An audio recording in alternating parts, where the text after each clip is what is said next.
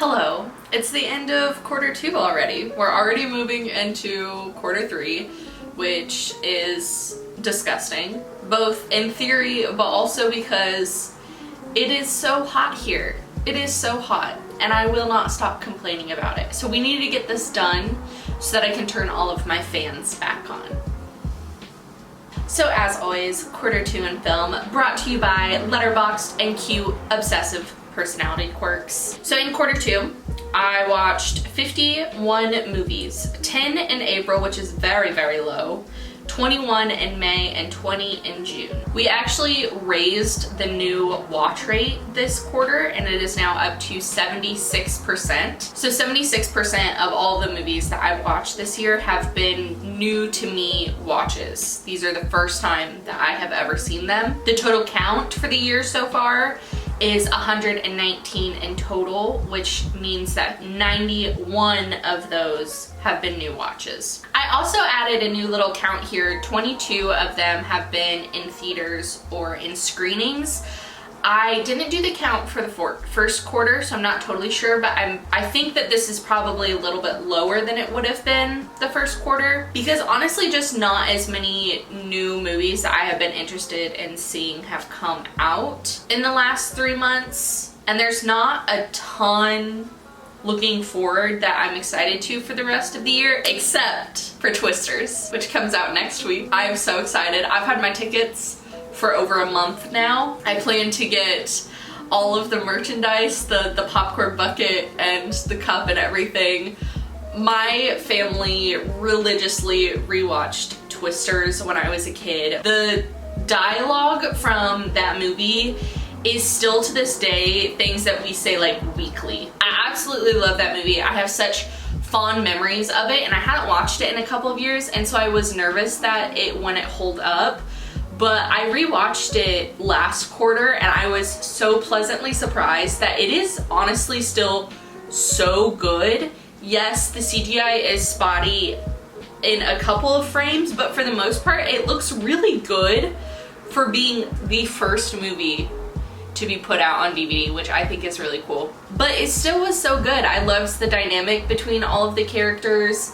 I loved just the feeling of the movie, you know that I'm a big like how the movie makes me feel person, and it's just good still. I miss Bill Paxton every day. I miss Philip Seymour Hoffman every day. I'm so interested to see if they tie the first film into this film at all, if there's any connective tissue between the two. Anyways, so that's the movie that I'm most excited for coming up in this quarter, and honestly for the rest of the year. I'm also really looking forward to Trap, which is M. Night Shyamalan's new movie starring Josh Hartnett. I'm very excited to see the Josh Hartnett renaissance happening.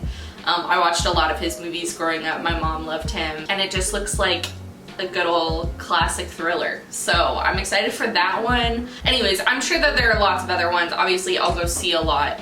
But I can't think of anything past Twisters right now. It's so close, and I'm so excited. Moving on, my first watch of the year was Arrival, which that was the first time I had ever seen it. After, you know, Dune and everything, I wanted to revisit some of Villeneuve's other films, and obviously this one is highly regarded as like one of the best films ever made.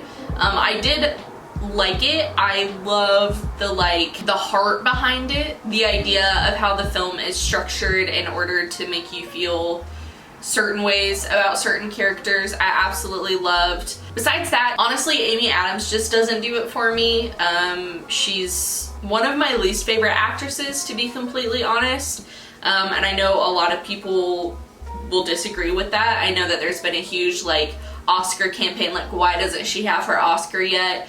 But I also know that there are people that agree with me, so I think it's interesting that she's such a polarizing actor. So she was honestly, I think if she had been replaced with somebody else, I might have liked it a little bit better. The last movie I watched of the quarter was A Family Affair on Netflix. This is just silly, you know?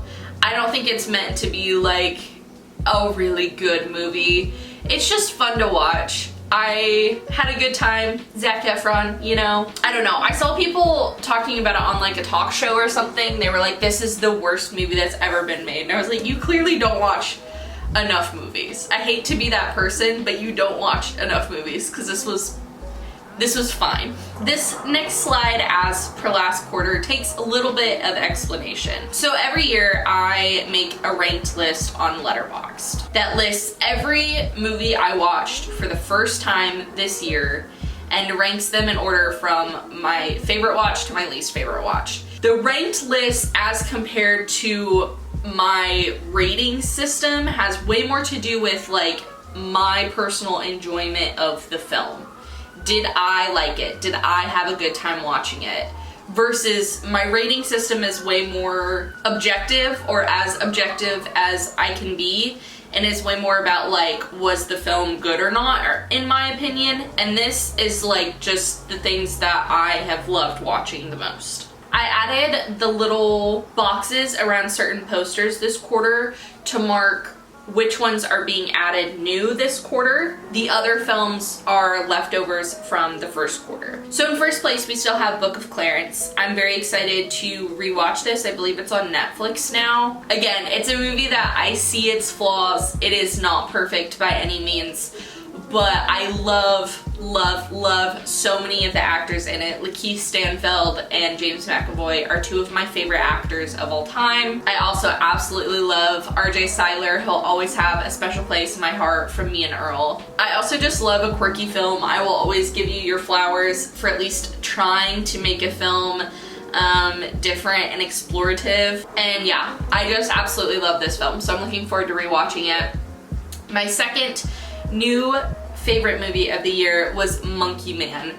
This was an unbelievable experience. I am not an action person usually. I like a lot of action films, but that's not the genre that I would claim as one of my favorites by any means, and I wouldn't pretend to be well versed in the genre.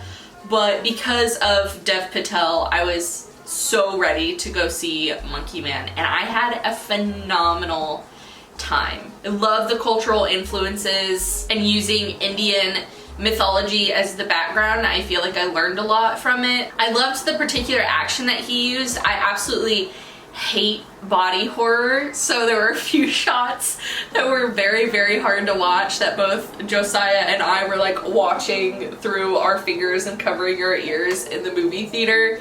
But I felt like all the action was fresh and original, and there was a lot of things that I saw on screen that I feel like I've never seen before, which has to be so hard to come up with. And the fact that it all came from Dev Patel's brain is just absolutely mind-blowing. I'm so excited to see what directorial he goes to next. And also, if we get another Monkey Man movie, I don't know. I don't think I would be mad at a sequel or, you know, continuing IP if it means that we get more Monkey Man.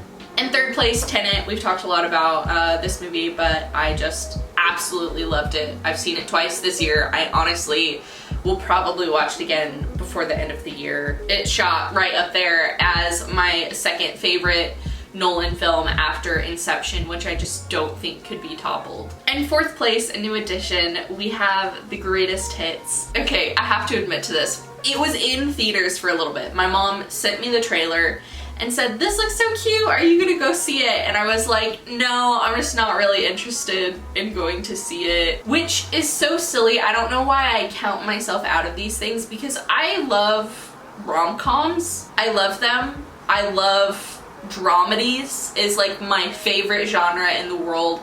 I don't know why I like shot it down as if I was like better than this movie. It was so stupid. So I missed out on going to see it in theaters, and I watched it on Hulu when it came out, and I regret not seeing it in theaters so bad, because I think this has the potential to be one of my favorite movies of all time. A movie that truly is like a Kelsey movie.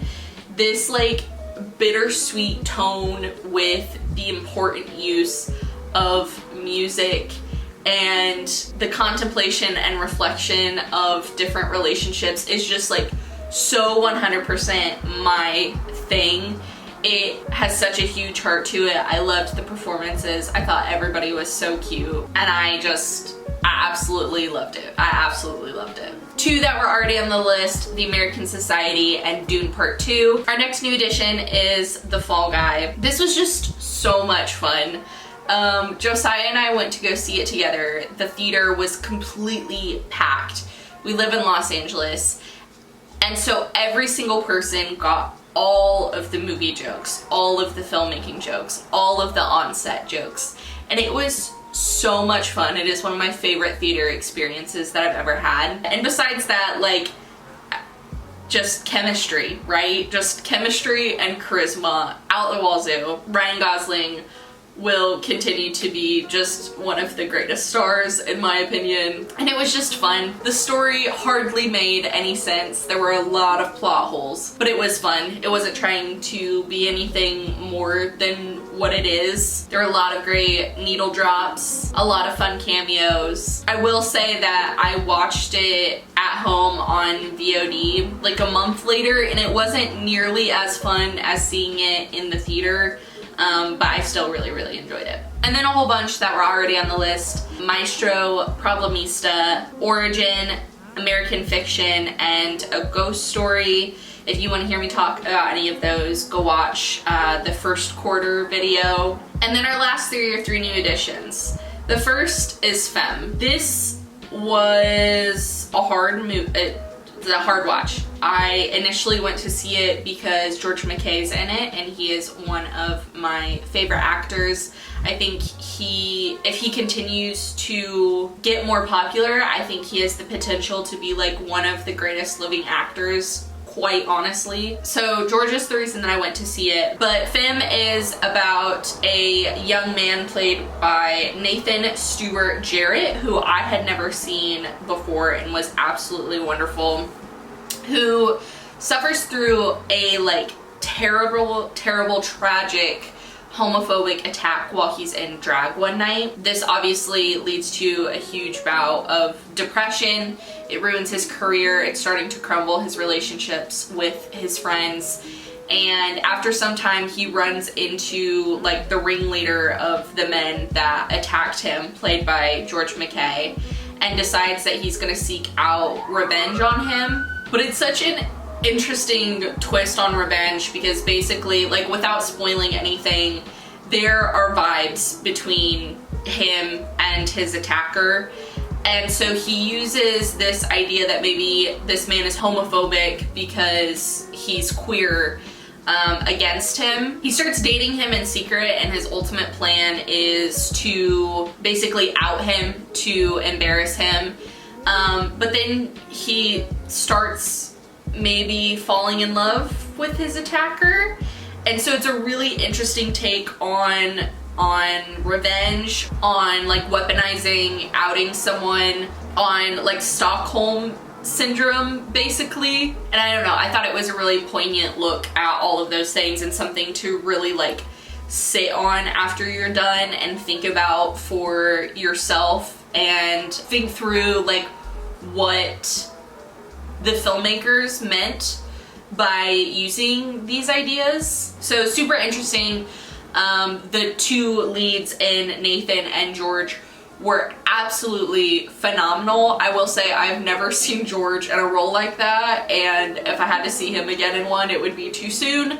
But they were both absolutely phenomenal. If you want a good thinker movie and you're not afraid of wrestling with the movie's themes and not just like deciding immediately if it was a bad idea or a good idea to put this movie out, I think that you should give it a try. Next is the much debated Civil War. I say much debated because if you don't know, moviegoers were very perplexed by the marketing used for the film. A movie called Civil War that details like America falling apart again within, you know, the next couple years. I don't know, you expect it to be an action film about the actual new Civil War that's happening. But instead it is a movie about the Civil War through the eyes of the journalists. It's a lot quieter. It's a lot more heady than one would expect. And I absolutely loved that. I would much prefer watching a film about that than watching another film about everyone falling into distress and hating each other. I think this is how we say new and original ideas about these instances of war. But I totally understand that that's not everyone's thing, and that a lot of people were probably like tricked into going to see it because of the title and the marketing. But I'm sure that that was also on purpose. I am sure that this was, I think, A24's most expensive movie yet, and they're savvy with their marketing, and I'm sure they knew that not enough people would go to see it if they marketed it as a quiet journalistic film. So I don't know, I think good on them. I can't say that I enjoyed my time watching it, because that doesn't really, it wasn't an enjoyable process, but I thought that the themes were really well deployed. Kirsten Dunst isn't my favorite performer, but I thought that she was fabulous in this film. I really like seeing Kaylee Spaney in something else. I saw her in Elvis at the end of last year and thought that she was great, but besides that I haven't seen her in anything, and I thought that she was really, really good in this one. And I don't know, I liked a lot of the tactics that they used to tell the story. I thought that the sound mixing and sound design specifically was so interesting, how important it was to the film. I think the integration of using the journalistic, like the cameras and stuff, was so well done.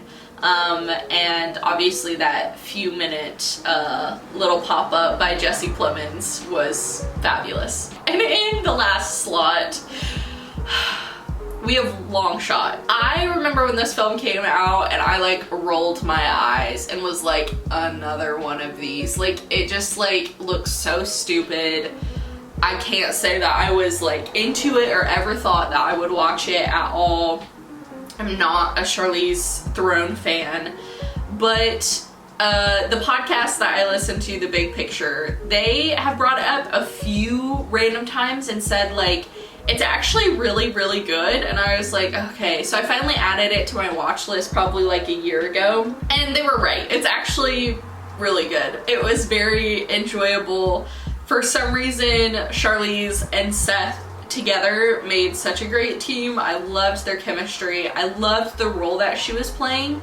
My review for this film was like, is this Charlize at her best? Because it was surely like my favorite of her movies that I've ever seen her in. I do like Seth Rogen. I think he's very funny. I much prefer him to a lot of the other comedians of his specific like genre and class. And I don't know, it was cute and fun. It's not something that I'll think about for forever, but if you want something to just like, I don't know, blow steam and just like have fun and watch and not have to think about, I would highly recommend it. I thought it was a lot of fun. This next page, as we discussed, my favorite 2024 movie is The Book of Clarence. Again, I want to rewatch it, especially before the end of the year, to really secure this as the top spot. But love, love, love. My most rewatched films of the year so far are Tenet, Dune Part 2, The Greatest Hits, and The Fall Guy. All of those I have watched twice. I'm sure that The Greatest Hits and possibly Tenet are gonna pull ahead with 3, but we'll see if anything else reaches that top spot. And as predicted, my top actor of the year is Robert Pattinson with 9 films. When I did this last quarter, I had watched The Lighthouse, The Lost City of Z, and Tenet. This quarter, we have added The Devil All the Time, which was a rewatch. I had seen this before, but I read the book, so I rewatched the film, and I think this was the first thing that I had watched him in. It was either this or Good Times that I was like, oh, he's like a good actor. I think we all had that moment after the teen Twilight phase, which we will get to, of realizing that he's a really, really good actor, and this film might have been it for me. He is not in a ton of it, but he's so good. He's pulling out like the weirdest, like Tom Hardy level weird voice acting, and he's terrifying in it, and he's so good. And then I watched the Twilight series for the first time. Much like Harry Potter, I wasn't allowed to watch or read Twilight growing up, and I knew a lot about it. I can't say that I was too surprised by anything in the films, but I still wanted to watch them at some point just to say that I had, and it obviously helped my Robert Pattinson case for this quarter. But it was fun. They're terrible, as everyone talks about. They're really not good for the most part, but I had fun. They were entertaining. They definitely pull you in. I was all in. I think my other favorite part about it was honestly like the soundtrack is so good. I think that for the most part people seem to make fun of it, maybe just because it's been around for so long for them, but as someone who was watching it for the first time, absolutely loved the soundtrack. I thought it was so good. I also will say that as a teen who didn't know anything about it, I always told people that I was Team Jacob, just to like, I felt like it was like different if I didn't say that I was Team Edward. And now having watched them for the first time, I was so wrong. I was so wrong. The instant that Robert Pattinson like walks on screen, I'm like, no, I am Team Edward, 100%. But truly also with the rest of the films, like anytime that the vampire family was not around, I was like, bring them back. I really didn't care about Jacob at all. He was very, very annoying. Very like, Gale and him are in the same category of the like pick-me boyfriends, and I just found that so annoying. What I also found so annoying was that Jasper, I think, would have been my favorite character if she had not made him a Confederate soldier. What for? What for? Why? I've seen like discourse about this online. It's so weird. Such a weird choice, very confusing. Otherwise, he would have been my favorite character, but because she took that away from me, my favorite characters were Edward and Alice, which it seems like that's like a pretty normal opinion about the films. Oh, and Charlie, obviously. I think that that's also completely agreed upon, but he was great. I wanted more of him, honestly. Just for fun, my ranking of these films was, the first one, Twilight, was first. I think just because it introduces you to everything. It feels very nostalgic, even for somebody who didn't watch them growing up. So it was my favorite. My second favorite was Breaking Dawn Part 1, which, I don't know, people on Letterboxd at least did not seem to like this one. They were like, nothing happens. I'm like, I could have watched 5 movies about Robert Pattinson and Kristen Stewart falling in love and her turning into a vampire and then like having crazy sex and stuff. I thought it was a very enjoyable watch. I guess until she was emaciated at the end, I didn't like watching that with my eyeballs. But especially the first half of Part 1 was very fun. Then probably Breaking Dawn Part 2, which I did know the like plot twist of this film, so that one didn't strike me. But I can't imagine watching that in the theaters for the first time. Sam was telling me about seeing that and how shocked everyone was, because that's not how the films are, or that's not how the books are structured, which I just find very funny. But then I guess Eclipse, honestly, Eclipse is the one that I like remember the least about. That's the one that kind of mushes with the other films, but I know that New Moon was my least favorite, because get Jacob out of here. He was so annoying. The entire first half of the movie, I was like, bring the vampires back. Bring them back. I'm so bored. And then they brought the vampires back, and the whole like end of the movie didn't make any sense. I don't know if that was just because I wasn't paying attention enough. I didn't have the bits from the book that you needed to fill in from the movie, but I just didn't think that it made any sense. So that was definitely my least favorite one. Anywho, that is my quarter 2 in film. This quarter so far, we're only a couple days in, but I've seen 4 movies in theaters, including a triple feature. But besides that, I haven't watched anything yet. I have been reading a lot lately, and so that has definitely been eating into my movie and TV time. But yeah, it doesn't matter because Twisters is coming. It's so close!